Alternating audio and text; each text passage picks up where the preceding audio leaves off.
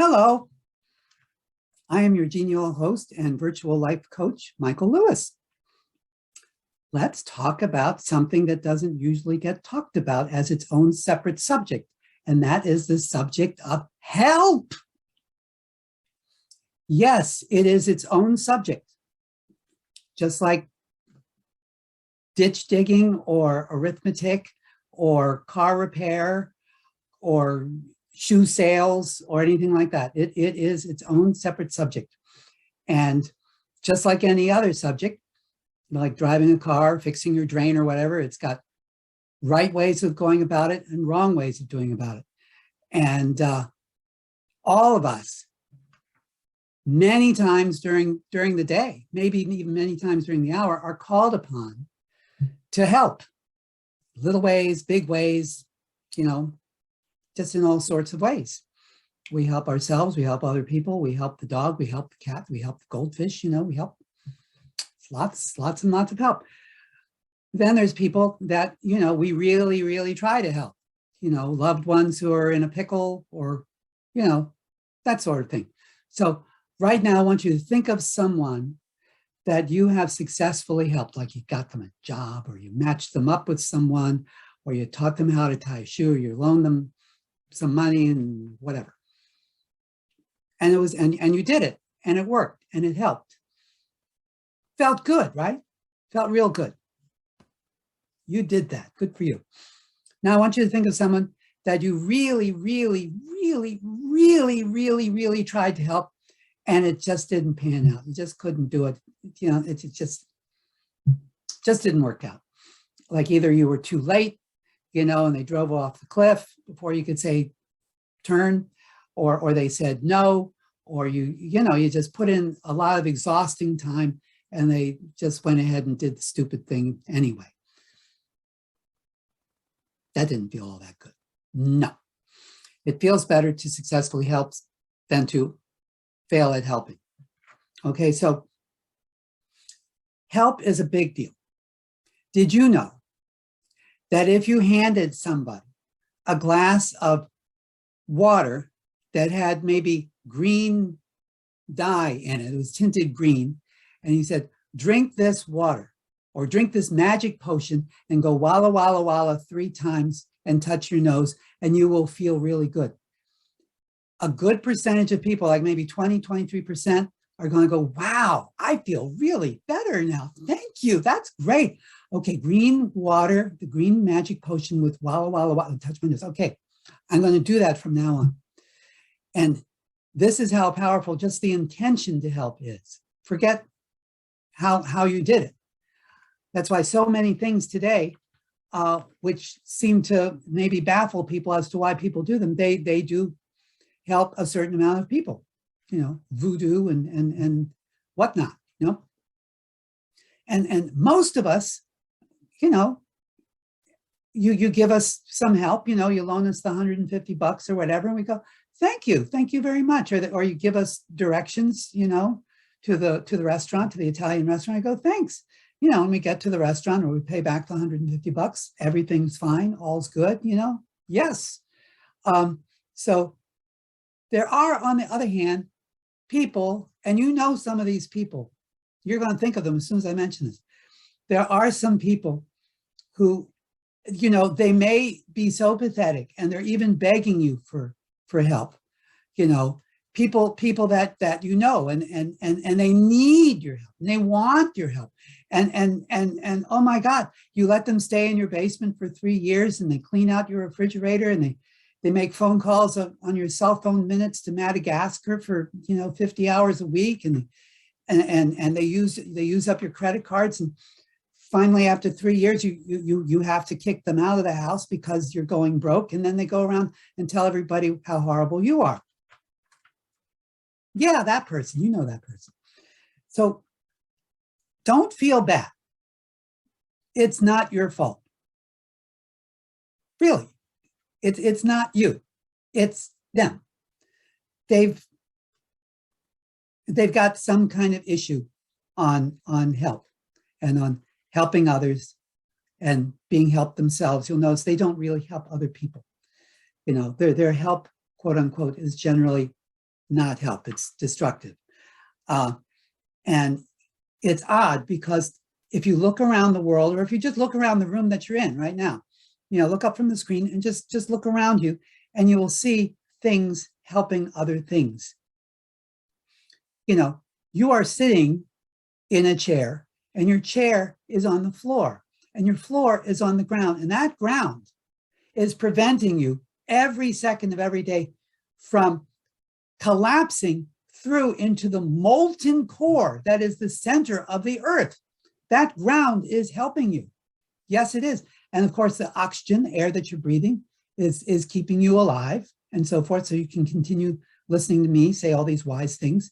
And, just look out there, the flowers and the bumblebees and, the birds flying around, and the carbon dioxide that you breathe out is being used by trees and growing things, and all the stuff that's going inside of you, all the molecules and cells and gamma globulins and, all the digestive system and the nervous system's all pulling there to help you breathe your next breath and pulse your next heartbeat and take your next step and utter your next word. It's really astounding how much help is going on around there. And actually anything that has consistently helped tends to last, like the wind and the rain and the flowers and the birds and the bees and people too. Anything that helps tends to stay in that whole big teamwork game that we call life. People who insist on not helping, or who can't see that there's help going on, are very interesting people, because it takes a tremendous amount of effort to actually not see any help going on and to not be able to receive any help. If you look over the people that you have tried and tried and tried to help over the years, and it just didn't go, these are the most interesting people that you've known. They're interesting, complicated people, and they lead very interesting, complicated lives. Why? Because they can't allow themselves to be helped. Why can't they do that? Well, that's a whole nother webinar, but just basically, there's something to them that's very dangerous about help.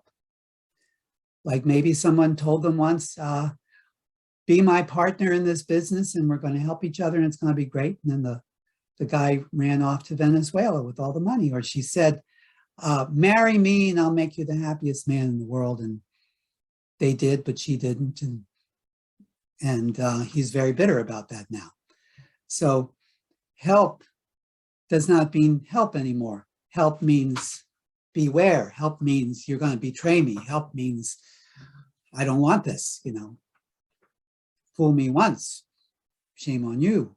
Fool me twice, shame on you too. But they're not going to say, no, thank you, I have a problem with help.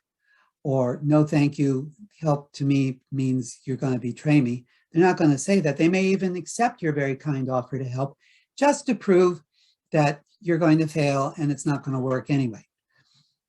So as I said, they've got things going on with them. They're very complicated people and they lead very complicated lives. They always have something that's going on. There's always something going on with them. You notice that? There's always something happening in their lives, They're interesting to talk to. A while ago, like a few decades ago, I was helping a woman who was in a kind of a toxic relationship with this man. And she loved him and he loved her. And they'd been together 17 years. And yeah, it wasn't going anywhere. He would cheat on her and do bad things. And she was okay with that. But she would have liked to have gotten married. And she kept bringing up the subject to him. And he was like, well, we'll talk about it next week. I'll be fine, blah, blah, blah. And this was a huge problem to her. And she came to me to help her solve it. So I gave her all kinds of really good solutions for it. week after week after week. Try this, try this, try this, try this, try this. Tell them this, tell them this, try this, try this.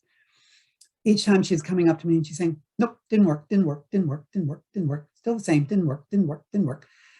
And finally, I said, do you like this problem? Would you rather not be helped on this problem? Would it be okay? Would you like me to just go away? And she said, no, no, no. I said, wait, just, I want you to take the weekend. Today's Friday. Just take the weekend and look it over. And it's fine with me. This has apparently given you a lot of excitement in your life. It's given you a lot of suspense in your life. It's given you a lot of drama in your life. And I don't know, maybe this is what you want. I don't know. It's actually none of my business. It's between you and you. So take the weekend and then let me know on Monday. So she calls me up on Monday and she says, you know what? I enjoy this. I enjoy this problem. And I said, great. You're creating it. It's your creation. It's your work of art. Splurge on it. You go right ahead and best of luck. Let's see, that was like 23 years ago. So they're probably going on their 40th anniversary of not being married and her, complaining about him. And she loves complaining about him. It's wonderful. And then, you know what? Okay. So another matter on this is look over the last big upset that someone had with you. Boom, there it is. Now that person, I'd like you to know, no matter how much they're yelling and screaming and so forth, no matter how upset they are with you, that person considers that he or she attempted to help you in their own way. It may have been yesterday, it may have been a year ago, it may have been 25 years ago, but they consider that they tried to help you and failed. Now, who knows how they tried to help you? Maybe they tried to help you by trying to break you and your husband up. I don't know. Maybe they thought they were helping you by telling you to quit law school or something like that. And they failed. And now you're a successful lawyer. I don't know. But somewhere back there, that person considers that he or she attempted to help you and failed. Now, take a look, see if you can find the last time you were really upset with somebody. That you were upset with somebody. That's the one. Now, I invite you to take a look at your relationship with that person and see if at some point, again, could have been a day ago, could have been a week ago, could have been 15 years ago, that you consider you tried to help that person and it didn't fly. There's nothing more upsetting than that. Any argument that people have, you can trace it back on a certain level to, you're not helping me right now. No, you're not helping me right now. I need you to help me. No, I need you to help me. No, well, you're not helping right now. Just about any big argument you've had will boil down in some respect to this aspect of help. So you see, it is a big subject. Just touched a little bit of it here. Now, I hope this makes things a bit clearer to you about maybe some people's odd behavior here and there. The people with odd behavior are the people who can't really see or don't want to see that life is teamwork. It's people helping people, and it's the birds and the bees and the sycamore trees and the air and everything that's fair and all that's there, all working as a team. Life is a team. Now, if you throw the ball to your teammate should know what to do with that ball to contribute to the game. What would you think of a teammate, who took that ball and threw it in the stands, or sat on it and did nothing, or looked at it and started complaining about you and other people and the whole game itself? Well, that's not a teammate. And the other teammates would think that person was kind of odd. Well, that's what it's all about. It's all about. And these people, they are in the minority, thank goodness. But you need these people as much as you need a porcupine on your favorite sofa. They will just cause pain in uncomfortable areas. So that's all I have to say today. So thanks for listening. If you liked this webinar, please be persuaded to like and subscribe and check out my website, areyoulivetoday.com. Meanwhile, love each other, take your vitamins, observe posted speed limits, play nice, never lose sight of who you are. Never, never, never lose sight of who you are. So long until next time.